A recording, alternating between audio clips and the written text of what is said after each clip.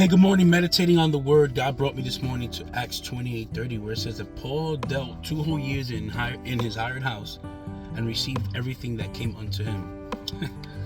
Paul lived quite a crazy life. When you look at the life of Paul, our big brother Paul, you can clearly see that God's purpose and purposes never miscarry. I mean, Paul was to go to Rome. The obstacles that he faced were insuperable. Even the elements seemed to be in league to prevent him reaching there. But through all the craziness, through all the obstacles, through all the distractions, and I'm even looking at the hindrances that were there, the way was still open, that he finally entered the eternal city. Here's Paul, a man who wrote letters from a prison, who was beaten, he was tortured, yet he remained faithful to his call. He remained faithful to the lifestyle that his call mandated him, and above all remained faithful to he that called him and not only anointed and sanctioned him, but also he that gave him the dunamis power to function under the unction of the Holy Ghost. And in all reality, if you look at it, nobody wants to live a prison life. It's not the ideal life for anyone, even less a missionary. But Paul's imprisonment did not limit his usefulness. So hear this out, because what stands out to me though is how God orchestrates the outcome even in our worst storms. A friend of mine always used to tell me that God has a humorous sense of walking us through situations in our lives. I mean, look at Paul's situation that we have at hand. Indeed, the fact that he was under the protection of Rome made him safe from persecution. Why is this though?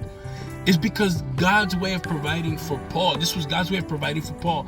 And it's because God never fails to be there with us when we're fulfilling our purpose and our call that he gave us and called us to do. Now remember Hebrews 13:5, where Jesus said, I will never leave you nor forsake you. Or maybe how about John 14:18, out of so many, I will not leave you as orphans, I will come to you.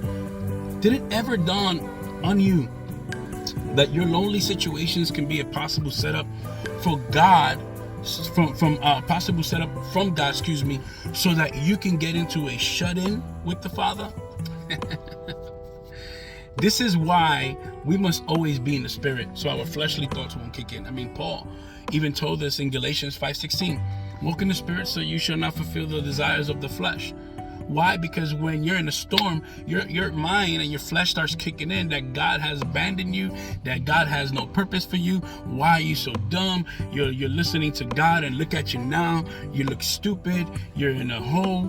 You know, we're so apt to think of and view shut-ins, regardless of how long it is or if it's lost time. I mean, we're so apt to look at them like they're a waste of time. I mean, looking at it on a human perspective, not in the spirit, one looking at it only superficially might say, what a pity. Paul had to lose those 2 whole years in prison, but perhaps no other 2 years of Paul's life yielded better returns.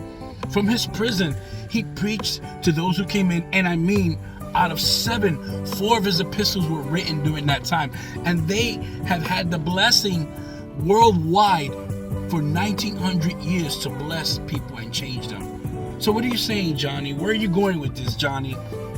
What I'm saying is that your current stat might be a thorn on your side, like it was in Paul's in several occasions.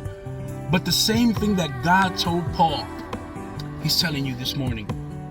What is that? My grace is sufficient for you, for my power is made perfect in your weakness. Your shutdown, you're that watching me. Your shutdown is a setup for a shut-in. I'm telling you, your shutdown is a setup from God for a possible shut-in from you. The question is, are you going to shut up and shut down? Or are you going to shut in so that God can show up? That's the question.